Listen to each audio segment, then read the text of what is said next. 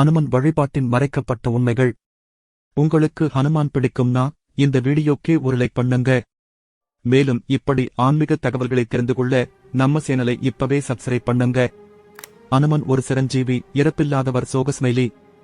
பஞ்சசிரஞ்சீவிகளில் ஒருவராக கருதப்படும் அனுமன் இன்றும் உயிருடன் இருந்து ராம கதைகள் நிகழும் இடங்களில் உணர்த்தப்படுகிறார்.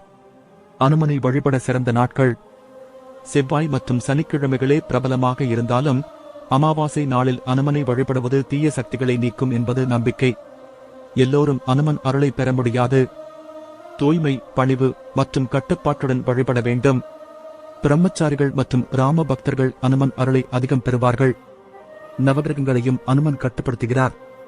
அனுமனை வழிபடுவது சனி தோஷம், ராகுவேது பாதிப்பு ஆகியவற்றை குறைக்கும். சனி பகவானும் அனுமன் பக்தர்களை தொல்லை செய்ய மாட்டேன் என்று வாக்களித்துள்ளார். துளசி இல்லாத வழிபாடு. துளசி விஷ்ணுவுக்கே முக்கியமானது.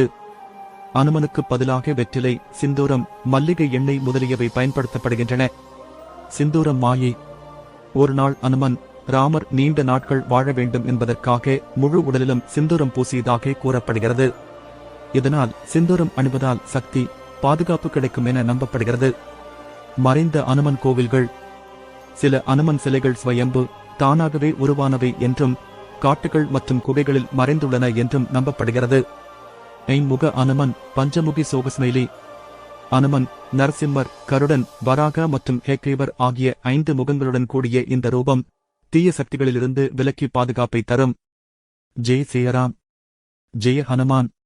இதுபோன்றும் மேலும் பல மறைக்கப்பட்ட ஆன்மீக தகவல்களுக்கு நமது ஃபேக்ட்ஸ்டே சேனலை சப்ஸ்கிரைப் பண்ணுங்க. நம் பாரம்பரியத்தை அறிந்து கொள்வோம், பகிர்ந்து கொள்வோம்.